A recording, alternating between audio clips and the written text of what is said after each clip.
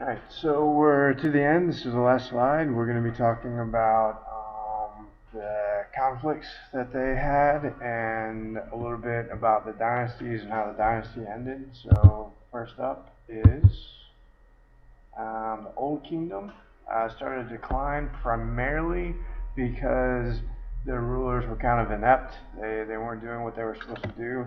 So, for about 100 years, it kind of fell apart, and then it was brought back together for the Middle Kingdom starting in 2080 BCE, or BCE, depending on if you're old school or not.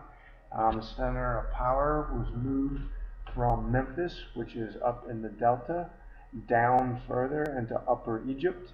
Remember, upstream equals Upper Egypt. Um, and it was very wealthy time for Egypt. They built incredible things. Instead of putting all their money into building pyramids, they built gigantic structures and temples, and it was a fantastic time of peace, generally speaking. Unfortunately, because it was a time of peace, the Egyptians kind of assumed that they were invulnerable, because of, remember, they had deserts on the east and deserts on the west, and there was a cataract down here that kind of blocked them off from the rest of the Nile, multiple cataracts actually, and so they had kind of got what's called complacent. They never thought anything would happen to them. Unfortunately, that was incorrect because the unthinkable does happen, and they are conquered by a group of Asiatic people called the Hyksos.